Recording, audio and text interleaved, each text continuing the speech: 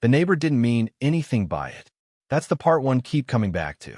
Ray Kowalski, 63 years old, retired postal worker, lives 2 houses down, stopped me in the driveway one Saturday morning while I was unloading gear from the truck.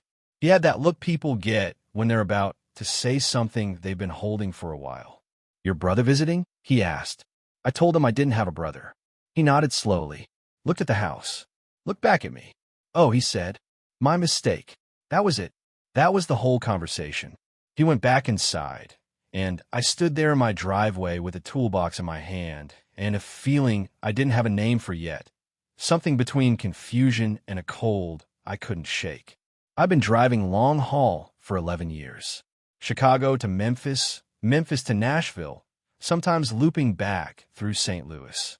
I was gone 4 nights a week, sometimes 5. It was hard on the marriage. Sandra told me that regularly. But we had a house, 2 car payments, and a daughter in her 2nd year of college. The routes didn't stop because the bills didn't stop. I thought we understood each other. I installed the doorbell camera that same afternoon. Not because I was certain.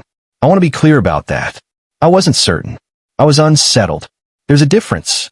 I'd seen the cameras on sale at the hardware store 3 weeks before and never bought one. Sandra had said we didn't need it. The neighborhood was fine. Standing in that driveway after Ray's comment, I drove back and bought the mid-range model. Took me 40 minutes to install.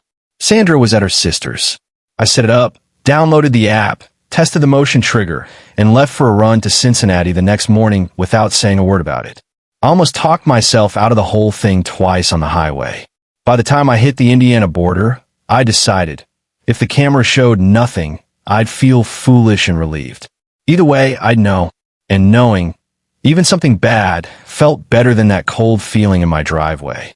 The first notification came Tuesday night at 11:47. I was parked at a rest stop outside Louisville, half asleep in the cab. My phone buzzed. Motion detected, front door. I opened the app. A man I had never seen in my life walked into my house with a grocery bag in each hand. He used a key. He had a key to my front door. I watched the 8-second clip 4 times.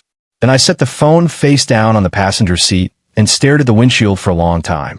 I didn't call Sandra. I didn't call anyone. I just sat there listening to the trucks going by on the interstate, and I thought about Ray Kowalski's face when he said my mistake. He'd seen this man before, more than once, enough times that he assumed he belonged there. But that wasn't the worst part. The worst part came the next morning when I scrolled back through the camera's motion history and realized the app stored the last 30 days automatically. He'd been coming over for at least 3 weeks. I finished the Cincinnati run. Came home Thursday morning like always. Sandra was in the kitchen when I walked in. She asked how the drive was. I said fine. She said she made coffee. I said thanks. We talked about our daughter's midterms for 4 minutes, and I went upstairs to sleep. I lay there on the ceiling for 2 hours. Then I got up, went back to the truck, and called a divorce attorney from the cab. Her name was Patricia Hale. A friend of my uncle's had used her in a property dispute years ago and said she was thorough and quiet. 2 qualities I needed more than anything else right now. I told her the situation, the camera, the footage, the key 3 weeks of documented visits. She listened without interrupting. When I finished, she said, "Don't confront. Don't delete. Don't change your behavior. Just keep documenting." "For how long?" I asked. "Until I tell you we have enough," she said. That was the hardest part. Not the anger, not the loneliness of knowing. The hardest part was maintaining the ordinary. I came home on schedule. I ate dinner across from her. I watched television. I asked about her day. And every time I left for a route, I checked the app from the cab with the same sick, hollow focus of someone counting evidence instead of miles. Over the next 3 weeks, the footage built itself. 31 separate motion events. His car, a gray Nissan, Illinois plates, parked either on the street or in my spot in the driveway. Groceries going in. Pizza delivery in my address build. I later found out to a credit card Sandra had opened 6 months prior without telling me. He had no idea. I already knew. Then came the bank statement. Patricia had suggested I quietly review our joint account going back 6 months. I requested paper statements sent to a P.O. box I opened that week. When they arrived, I sat in my truck in a Walmart parking lot in Joliet and went through every line with a highlighter. For $1,000. Moved in 3 separate transfers to an account I didn't recognize, each one just under the threshold that would have triggered a bank alert. $1,300. $1,400. $1,300. Someone had taught her how to do that, or she'd looked it up herself. Either way, that money had left our joint account, an account that I had funded almost entirely on 11 years of overnight freight routes, and it was gone.